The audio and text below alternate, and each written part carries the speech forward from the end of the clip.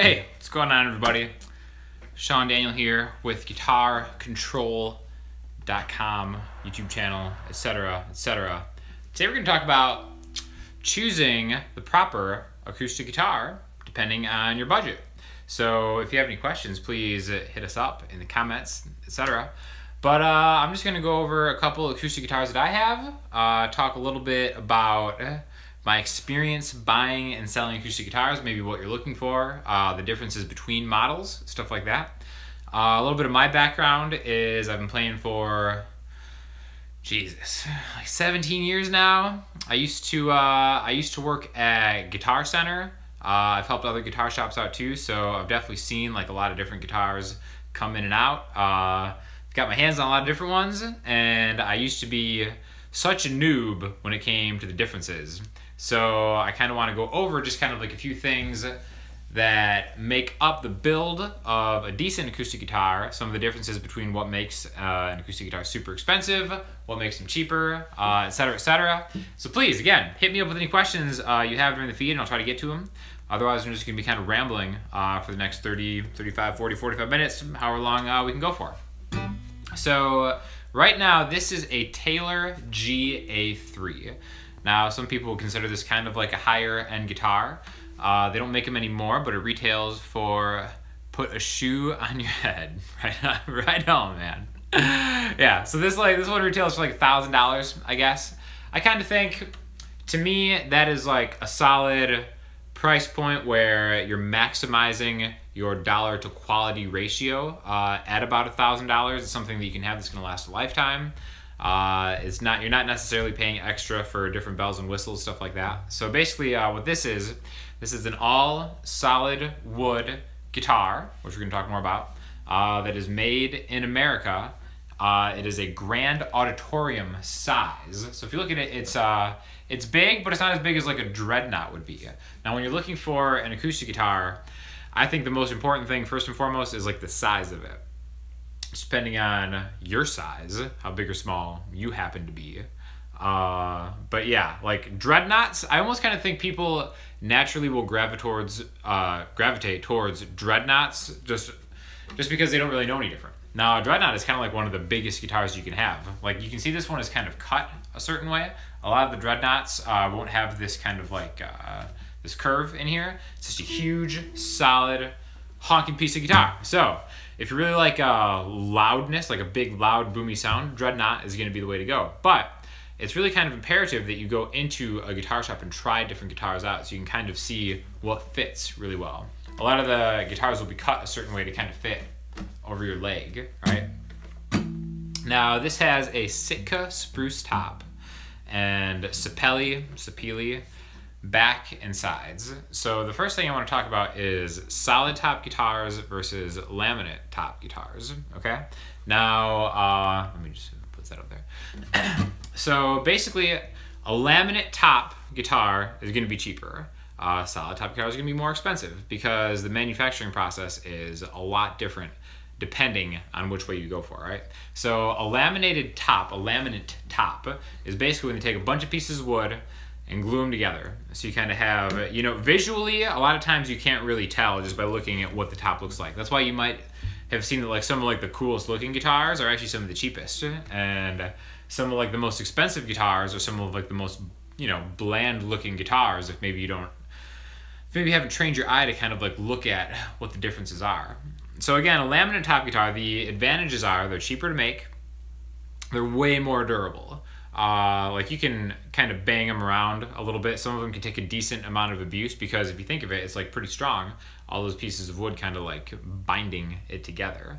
Now the drawbacks are, a lot of people tell you that solid top guitars will sound better because it's just one solid piece of wood vibrating, reacting to your playing, etc. Okay?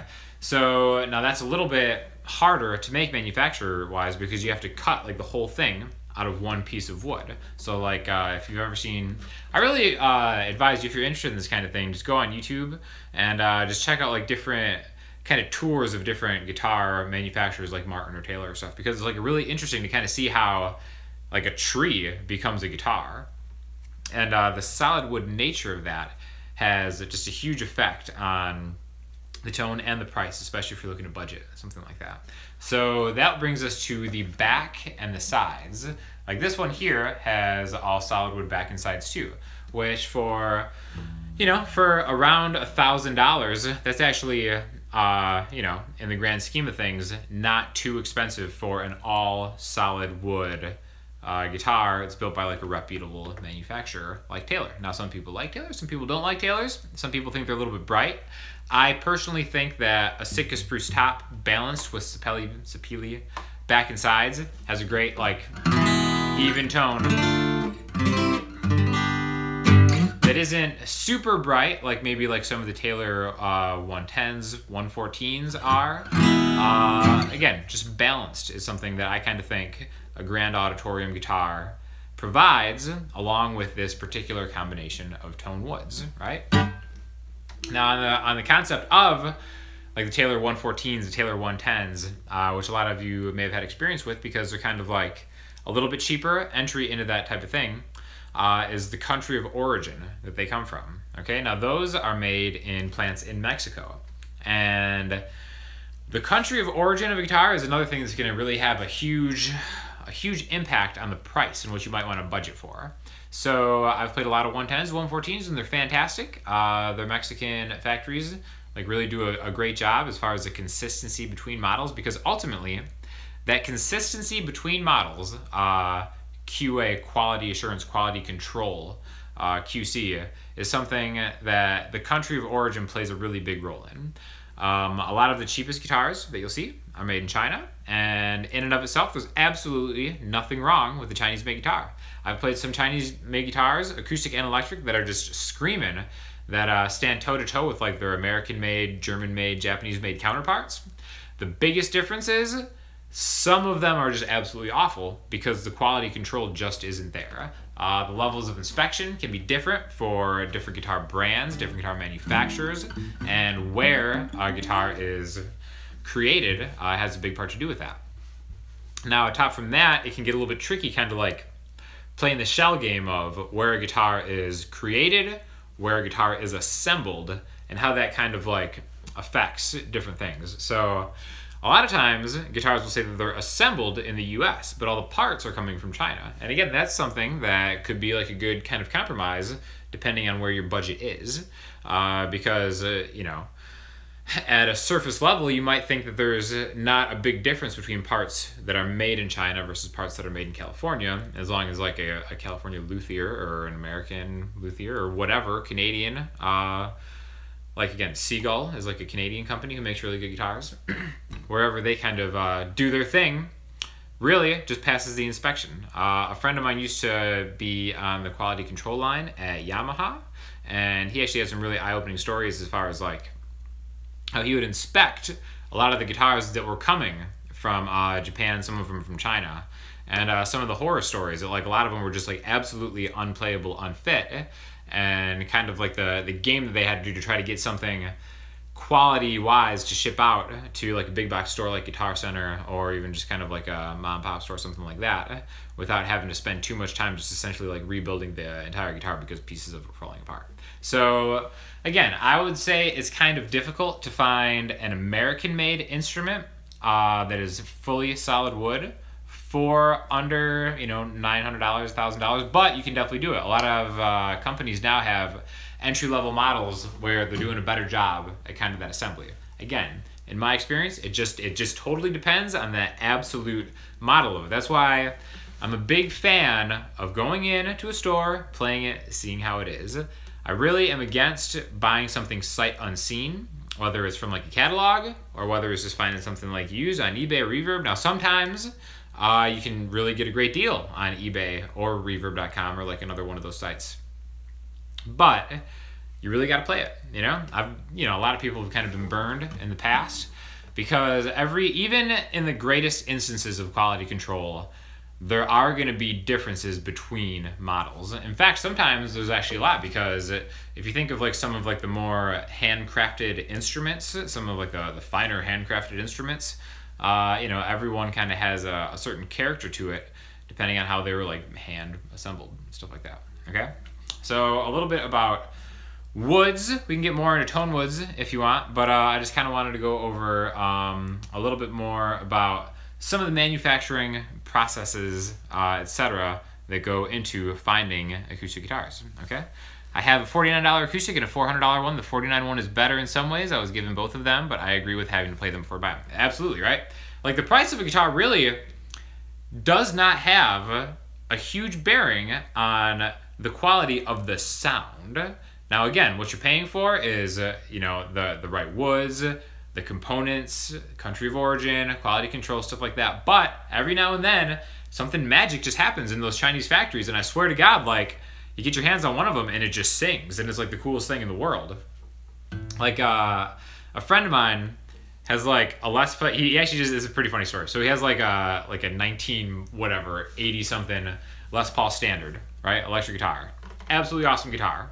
He also got one of the Chinese knockoffs, right?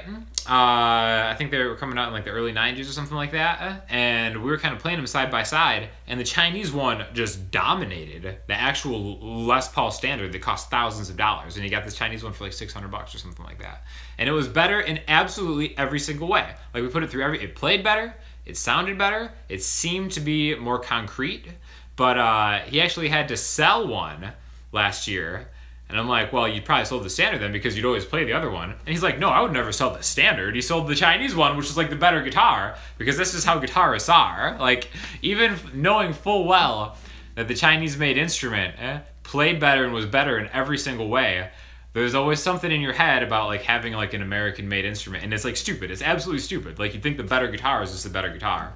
But there's so much that kind of psychologically goes into like knowing where a guitar is from if it's like the real deal. Stuff like that. Again, you can get really far into it. I try not to be too much of a gear snob, but you know, it's kind of fun. Just kind of go over the specs and stuff to you. So again, just like the differences between maybe buying your first acoustic guitar, okay? Now, the nice thing about this, and what I think is nice, might not be nice for somebody else, is it's all solid wood. There are no electronics, okay? A lot of them will come, maybe you'll see like a tuner kind of built in here. Maybe you can kind of plug something in to the pin there, or maybe there's like an actual 1/4-inch jack, something like that. 100% organic, rich Taylor GA3 sound. All right? Now, if you think about it, as soon as you start to drill like a hole in here for like an electronic component, essentially, some people would argue that you're sacrificing some of the tone because it's ceasing to be one solid piece of wood vibrating, communicating with each other, just by having that little bit of a, you know, kind of a breakup in the solidness of that wood. Now, a lot of people will say that it's not a big deal, right? And, you know, I think the truth is like somewhere in between. Sometimes it is a big deal, sometimes it's not a big deal. I just know I really love the sound of this full solid wood body guitar. The one thing that I kind of wish it had, that sometimes you'll have to make a compromise with, is it lacks a cutaway. Okay, so if you don't know what that is, for instance, I've got this other guitar right here. This is a Martin Performer series. Now, this is a really, really close to that guitar I just had, that Taylor GA3. This is a very, very similar shape, very similar woods, even like the binding is almost the exact same. For all intents and purposes, almost the same guitar, except it's built by Martin instead of by Taylor, which those are kind of like the two big boys in the acoustic guitar game, right?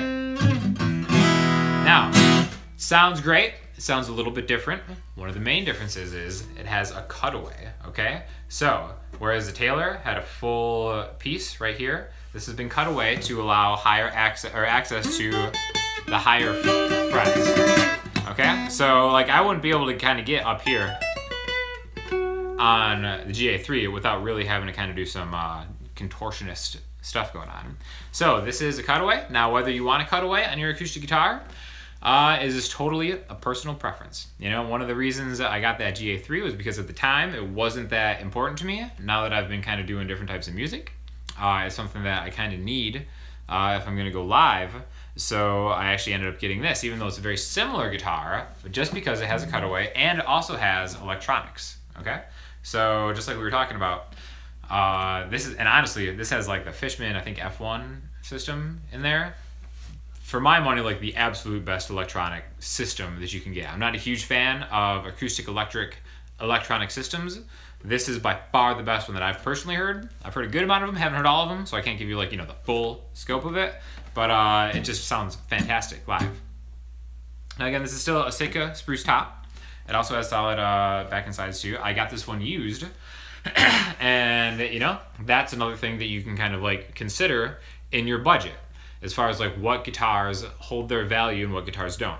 Now that is one of the cool things about going with maybe one of the more well-known brands like a Martin or a Taylor, is those guitars are going to retain their value a lot more. So whereas maybe like a great guitar like take Yamaha for instance, or even maybe like Seagull or Breedlove or one of those other guitar manufacturers that are really popular, that make fantastic guitars, but because they don't have kind of like the vanity component of being like a Martin or a Taylor, or maybe even some of the Guilds, or definitely if you want to go higher in like Collins or some of the Acoustic PRS or something like that, they don't retain their value as well as maybe the more expensive guitars. So if you're looking to maybe just take something and flip it, the nice thing about this Martin is I could probably play this for 2, 3, 4, 5 years and sell it for pretty much the exact same thing I paid for it. Now, whereas maybe like one of the mid-level Yamahas, those depreciate at a little bit different rate. I personally don't like the sound of acoustic electronics. A microphone sounds better, although that's not ideal in every situation. 100% agree with you. I couldn't have put that better myself. A mic'd acoustic guitar always has more of like a fuller tone to me. I mean, depending on the microphone and the sound system and stuff like that too. But I 10 out of 10 times prefer the sound of a mic'd up acoustic guitar than the electronic component of the guitar. I think so much of like the body and the warmth and like the woodiness of an acoustic guitar is lost through acoustic electronics. And that's why I really do like this Fishman one, because even though it still is kind of on the brighter side, I think it still maintains a lot of the body and it really sounds really good. First time tuning in, what's going on, Mike? Welcome to the party. We're just talking about different kind of budget ideas for when you're buying, you know, not even necessarily your first guitar, just like buying guitars in general. So please, if you guys have any questions, feel free to make this as interactive as possible, because it's cool to just start a dialogue, and you know, maybe you guys can definitely teach me some stuff that I don't know. But so one of the reasons that this guitar specifically was about half off of what it originally listed at is because there are kind of some small minor imperfections which I really truly do not care about. Yamaha FG830. I don't know that exact model, but I know like those Yamaha acoustics are like fantastic. Like for this instance, right, you can see this is kind of like, it's got like some belt buckle scuffs on it. There's like a little bit of separation in the binding that you can see. Just kind of like some minor cosmetic issues that, you know, really kind of like get that price down, but they don't really affect the tone of the instrument. And in fact, a lot of the higher end guitars that are made of solid wood actually sound better as time goes by, right? That's why like a lot of like some of the most expensive instruments you'll ever find are super old acoustic guitars, because they've just been worn in. The best guitar I've ever played was like a 1967 Gibson Hummingbird. I think 67 was the year. And it actually survived like some pretty bad like some fire damage or something. Like the top was actually kind of like, you could tell it was like bubbling a little bit. But even despite that, it was hands down the greatest sounding guitar I ever played. And the playability of it was a little rough, and that's another consideration when it kind of comes to like maybe picking a guitar, is the playability and the action on it. Now, to a certain extent, in most cases, the action of a guitar can be adjusted. And when I say action, what I mean is like the distance that the strings sit off of the fretboard. So if you look at the action, let me try to get in here, right? So this is like really like low action. You can see like those strings are like kind of almost right on the frets. So as a good example of that, if I hit this G string, there's a little bit of buzzing, and even, see, that's not the cleanest tone, right? But, and then compare that to like the Taylor. If you look at the action, kind of like more, where I would think, see, maybe you can see that, maybe you can't, but this is visually higher action, so it's a little bit harder to hold the strings down, but like that's perfectly clean. Every single fret on here is like a perfectly clean sound, okay? Now, like I said, if you take it in, or maybe you can even do it yourself, you can adjust the action on your guitar, but that just kind of comes down to the playability of the instrument. in my opinion, in my own personal experience, the Taylors are the most playable guitars, acoustic guitars, that I've played. Again, not that like the Martins are in any way bad. Like the Martins they play fantastic, right? I just think that the people at Taylor really have their crap together when it comes to the playability of the instrument. Now, if you like the sound of it, that's a totally different issue. I remember the best sounding acoustic guitar that I personally ever owned. Why is the action so low? I don't think I've seen an acoustic like that. Well, the action is so low just because it makes it so easy to play live, and that kind of like the buzziness on that Martin does not come through the PA system when you're actually when you have it plugged in. So acoustic, it does kind of bother me, but the thing plays so good, it just plays so fast that I think it's really set up to be like an awesome live guitar, which is kind of like where I use that. If you've seen my channel at all, I do a lot of acoustic covers, and most of the time I use the Taylor because I think straight up the Taylor sounds a little bit better, but through a PA system, that Martin really just can't be topped. It plays awesome, and the electronics are fantastic, like I said, which is not a usual thing that I usually say. Now, the Taylor still plays well, even though the action is higher, but that is kind of like a compromise you make.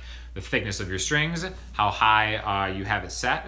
Again, a lot of it can be adjusted, okay? So maybe like if you find like a really good deal on a guitar in a shop, but it just isn't playing right, it could just need an adjustment. And that's why it's like really valuable to know somebody who is good on their test complete, right? So it's good to know, it's good to maybe bring somebody with you that knows a lot about this stuff. It's like, oh, this is just like an action thing, we can fix this totally. But that is not always the case. The best sounding acoustic guitar that I've ever personally owned was a Guild CV1, I think was the model number. It sounded so good, but the action was so rough, it was like an absolute battle to play that guitar. And if I had to play something where I had to kind of use bar chords for a while, just test in the chat, see if it works. It does work indeed. Thank you for checking in.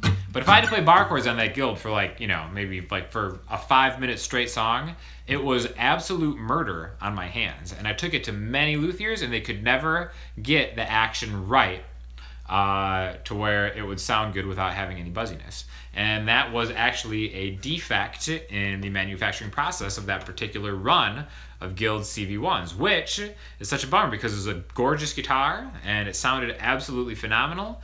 I just couldn't get the action right. Always something to learn, no matter how long you've played. 100% agree with you. I learn new stuff about guitar every single day, right?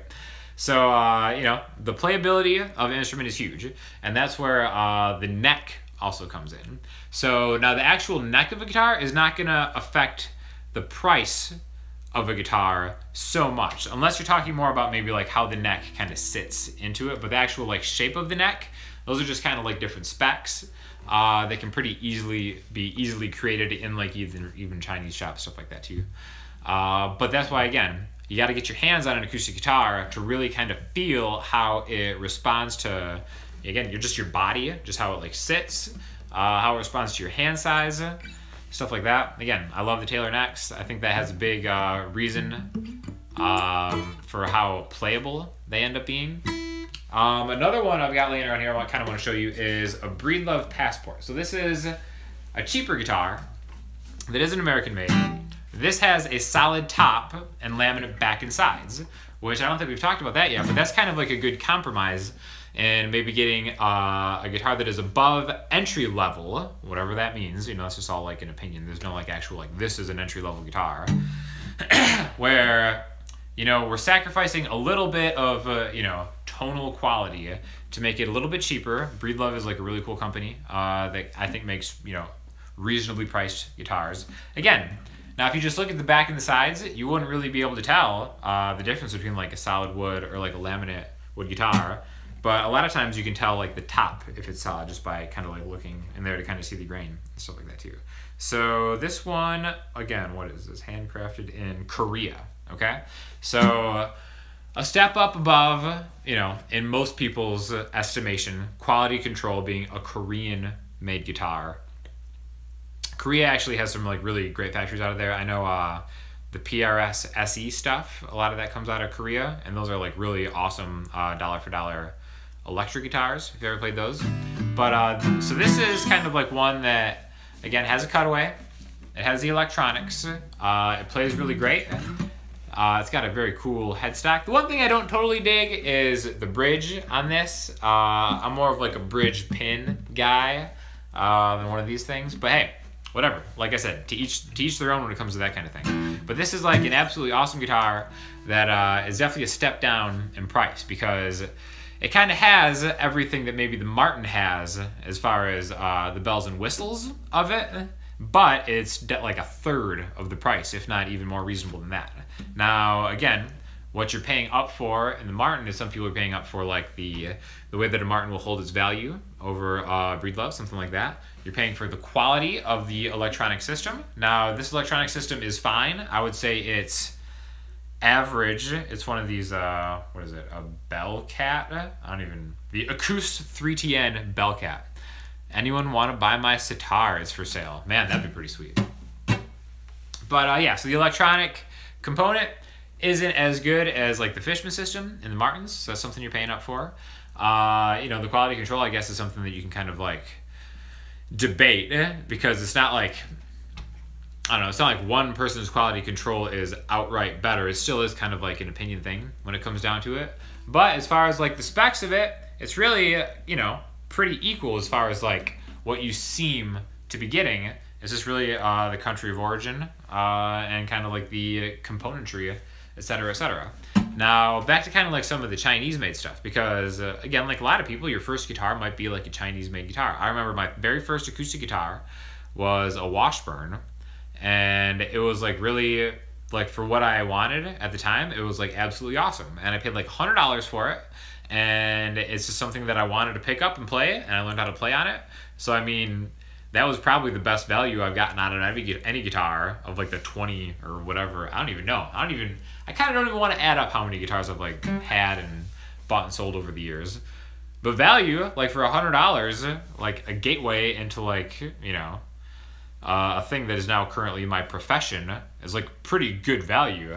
But like an idiot, I sold it. So of course I don't have my $100 Washburn, which of course I sold for $100, you know? So when it kind of gets down to that level of holding its value, like, yeah, if you can get a used acoustic for $100 and it stays together, like, go for it, because you can probably sell it for $100, and then use that $100 to maybe step up to something, because even though that Washburn was really good for the time, I didn't even know any better, but, you know, the Taylor GA3 just really kind of sounds so much better.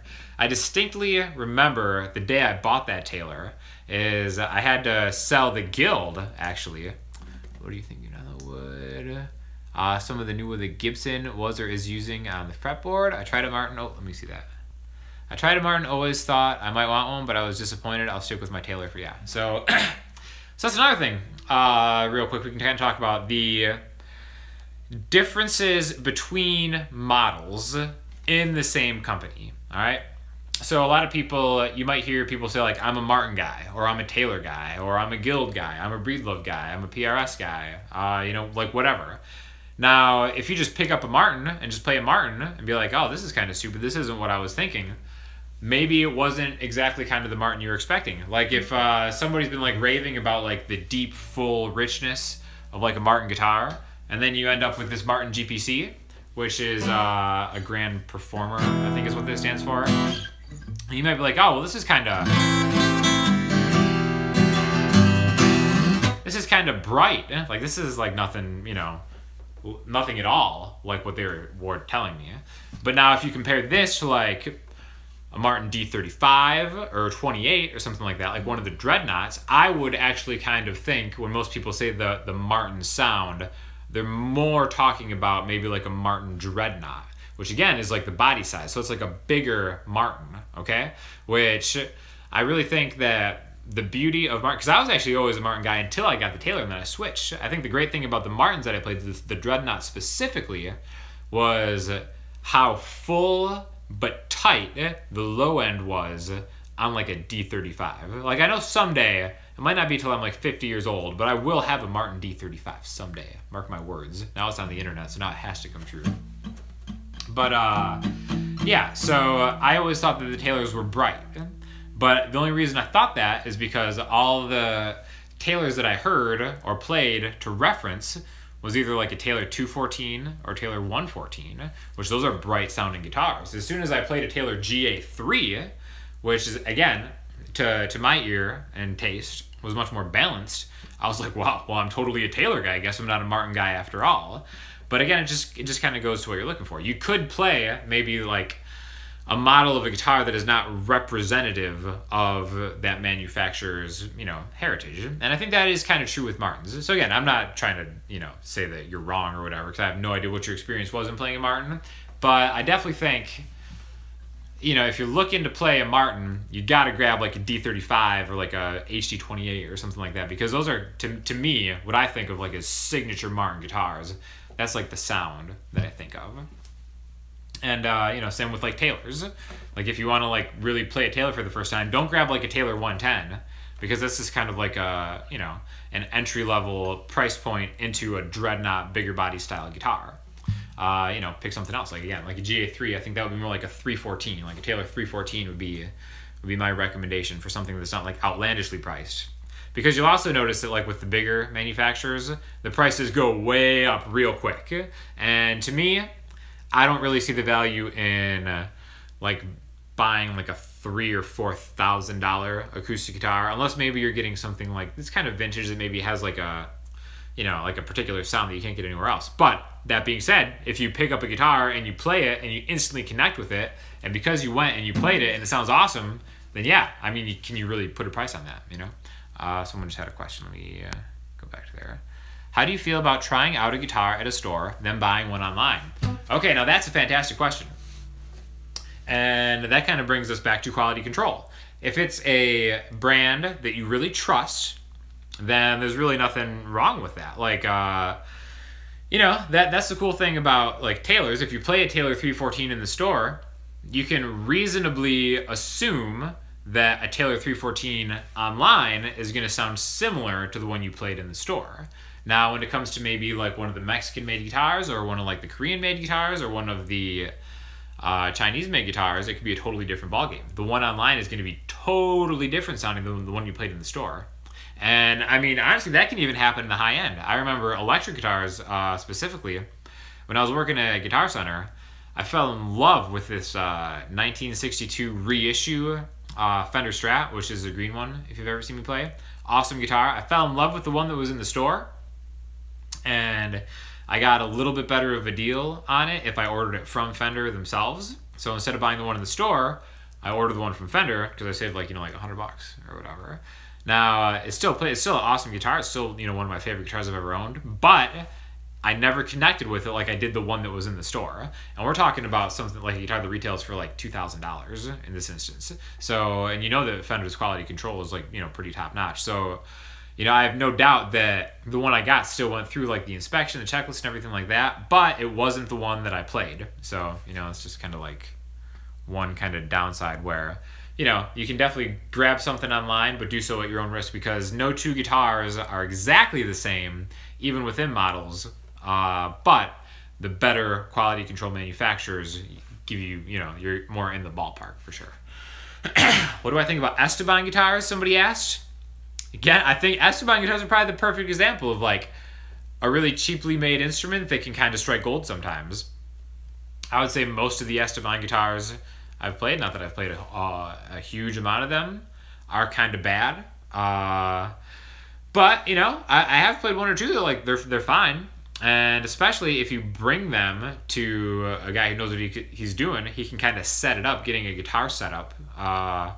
While, maybe it might seem like I don't know, what's the going rate for like a guitar setup? Like $45, $50? Kind of at face value, that might seem kind of pricey.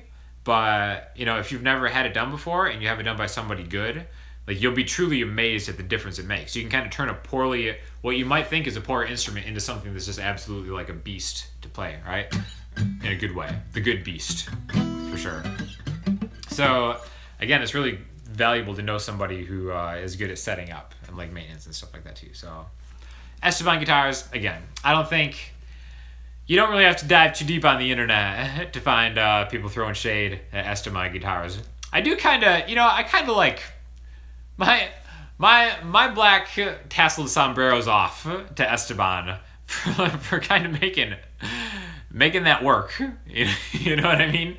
I remember I would see those kind of things when I was probably like 7 or whatever, and I was like totally convinced like this guy's like the greatest guitar player that's ever lived. Like I put my trust in this guy. When, you know, with the luxury of hindsight, maybe the Estevan guitars weren't the greatest thing that ever happened to guitarmanship in general, right? Yeah. So anyways, another thing that I want to talk about too is, so far we've talked about acoustic guitars, but we've also talked about just acoustic steel string guitars.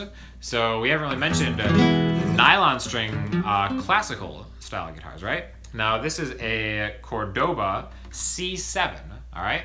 This is, I think, really dollar for dollar. Again, in that price range that is definitely above entry level, but still kind of reasonable. And when I say that, I say anything less than like $900, $1,000. Again, I think that's like a good spot to be in, where you know you're gonna get an instrument that like lasts, but you're not paying extra for maybe stuff that isn't the most useful thing. Now, nylon string guitars are great for kind of like, you know, finger style, if that's kind of, you know, what you're going for. And I think it's definitely something that you should check out if you've never really kind of thought about it, because there's like really, really good, inexpensive nylon string guitars out there, specifically by Cordoba, that I'm really impressed with over the years. Had Ibanez and Alvarez 12 strings that I quite liked. Inexpensive, but of course that was a rather long time ago. Yeah, for sure. Ibanez and Alvarez, companies that really kind of hit that dollar for dollar sweet spot really, really well. And again, companies like Alvarez that make good classical guitars, which, just because it's a classical guitar doesn't mean that you have to play classical music on it. In fact, you can even play with a pick like nylon string guitars and it's going to sound really good. It's just one more kind of consideration into buying and budgeting for an acoustic guitar. Now again, this has no cutaway, right? And no electronics. So that is one of the reasons that the Cordoba C7 I think is a good deal, because for me, I just wanted something that I could kind of get down fingerstyle with. I didn't really have any ambitions to do live shows with a nylon string. That's what I have the Martin for. So I wasn't about to pay extra for something with like electronics. High tension or regular tension nylon strings. So this one has high tension, okay? And that's just kind of like something that you can kind of go between. Like if you ever look at, like maybe on Amazon, you look up like popular nylon strings, there's like a couple different options. You have like high tension or medium tension, stuff like that. You never see low tension. I personally never see low tension. Another thing are ball end and tie end strings, tie-on strings. So this right here, if you can see, you tie the strings on at the bottom there, whereas steel string guitars have the ball on the end. Now some ball end string, what was that? I just totally lost my train of thought. Yeah. Now some nylon strings will still have ball end strings, and sometimes you can actually even put them through. But I would say the standard traditional way is like a tie-on end string for a nylon one, right? So now that kind of has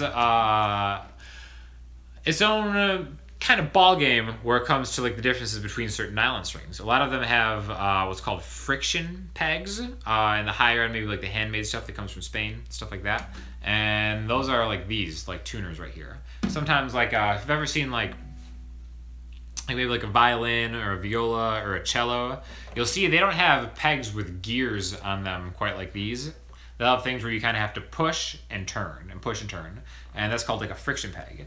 And some of the classical guitars will have those, which, hey, that's awesome if that's your thing. I am a total classical guitar poser, so friction pegs is something that I'm definitely not interested in. I just kind of wanted to have something to, you know, kind of mess around with, because the steel string stuff is still kind of like my bread and butter. Now, another thing, let's go back to the Martin kind of Performer Series one. Another thing that maybe you're paying extras as far as like bells and whistles is just kind of interesting things going on, like look at like the inlays maybe, right? So non-traditional inlays, they're on the side, not the middle. I know, pretty fancy, pretty awesome. You don't have to tell me, you don't have to congratulate me on going with such a classy guitar. But that's just something that, not that you can't find those type of you know, things on less expensive guitars, but sometimes the more expensive guitars will try to do things like a little bit differently, a little bit not in the same vein. Have I ever played a 6-string banjar? Yes, I have. So it's like a banjo guitar, because again, just like I am with the classical guitar, total banjo poser. I mean, who wouldn't love to kind of get down on a banjo, but having to deal with like the half string and stuff just seems like that crosses the threshold of work I really wanted to put in to like learning how to play a banjo. I really just kind of wanted to play a guitar that sounded like a banjo. So I got a Dean, I don't think it was a banjo, I think it was a banjitar. I think it's what it's called. I don't know. Whatever. It's kind of cool. It's just a banjo that is essentially strung like a guitar. So you can kind of just play like you're a guitar player, but it sounds like a banjo. Which to me is totally the way to go, because I actually used it on a couple of projects, and every time I play the banjitar, it's like, it's just where it's at. It's pure fun. You string it with just regular electric guitar strings. You don't, it wasn't set up to kind of take like acoustic guitar strings, something like that. That's what you have? Yeah, nice. Excellent taste. The cool thing is it comes with like a case too. It came with like a hard shell case. I think I got that used for like $100. Maybe it's like 150, $200, whatever. Yeah, banjitar. Definitely. Everyone go buy yourself a banjitar for sure, right? Oh, the Primus guy plays a mean banjar? Man, is it banjar? I always called it banjitar. Banjar? Banjar doesn't have like doesn't feel good on my tongue. Banjar. Banjitar is a little different. I don't know, whatever. Yeah, see, you got the case too. Beautiful. Dean. All right, so yeah, let's talk about Dean for a second, because I think they're one of those companies. They have those Exotica series, which they have some of the craziest like designs that you'll see, but they're also pretty reasonably priced. And the Dean factory is relatively close to where I live, so I remember the guitar shop that I used to kind of like stop by and help out every now and then had like a ton of Deans, and I definitely had my fair share of like having to set up, because again, I'm not like, like a luthier or whatever, some of the Dean Exoticas. So the Exoticas would look really cool. They have like these like crazy flamed maple laminate tops. The cool thing about laminate tops, like we kind of talked about earlier in the video, is you have a lot more liberties that you can take with the decoration of them. One of the kind of things that maybe if maybe you're just getting into like the solid wood guitars is kind of just kind of like the minutia and the appreciation that goes into like the craftsmanship is something that I had absolutely no desire to understand when I first started out, but now that I kind of like know a little bit more, it's like it's really like a cool thing. Kind of like the sickest spruce top on this Taylor, like the wood grain I think is just absolutely like gorgeous. It's almost like it's like multicolored on the front, and even like the Sapelli like on the back, it's just like, I don't know, the way it's just, I think it's like a gorgeous guitar. A lot of like the flame maple stuff is like amazing looking. You might not care at all about that kind of stuff, and I don't blame you. It's just something that once you maybe like learn a little bit more about, it kind of just catches your fancy, so to speak, and then you kind of like look into like the process of like making the guitar and stuff like that, and just kind of all builds on itself. So again, it's just learning about this stuff I think is kind of like neat, and I definitely think it's helpful, and being able to understand a little bit about the differences between models and stuff is going to help you when you're thinking of a budget and maybe what you want to spend, because a lot of times it can be like a huge investment, like spending like $1,000 on a guitar like that. Like for some people that's crazy to spend that much on an instrument, but doesn't the laminate stifle the guitar resonance? But yeah, that's another thing about the difference between laminate and solid tops. Like maybe if you want to watch that earlier video, we talked a little bit about how the resonance of a solid top is something that leads to like the tone sounding better in most people's estimation. Whereas like when you have like all of like the pieces of wood glued together, laminate style, the body doesn't resonate, the sustain isn't as good, doesn't sound as good, right? I know, always want to spend more, right? That's just how it goes. That's like the beauty of the pursuit of tone, the pursuit of like the perfect guitar and stuff like that. So it's kind of fun to like know about it, but at the end of the day, really, it's like if you have an instrument that sounds good, it doesn't matter how much you paid for it. It doesn't matter what company made it. It doesn't matter what country it came from. It doesn't matter what tone woods it has. Again, I think it's it's nothing but a positive thing to learn about all those type of things, and it can be really fun. And it's great, like, you know, just kind of like passing the time with your friends, talking about the differences between like maybe like the Koa tops and the mahogany ones. And it's just kind of cool being part of like the guitar community, just being able to kind of have those conversations and getting like, you know, friendly arguments and stuff like that too. But anyways, I hope you maybe learned a little bit about it and you're a little bit better equipped in possibly making a more educated purchase. But again, like I said, the main goal here is play the instrument before you buy it. Because you know, there's only so much you can really know about an instrument just by you know, talking or hearing somebody else play it. You really got to get something in your hands. So you know, don't be shy to ask people at a shop questions too. Even though sometimes they'll try to BS you a little bit, do the salesman thing. Just, you know, ask questions, kind of try to get engaged in the community.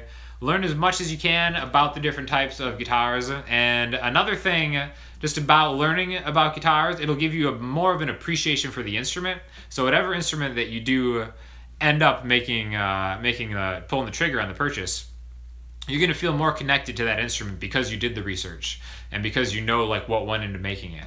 And it's just like a cool thing, and that's why we're all here. So anyways, I appreciate you guys tuning in live. If you watch it afterwards, definitely leave comments, let us know what you think, maybe topics for future sessions. And until next time, rock on everybody.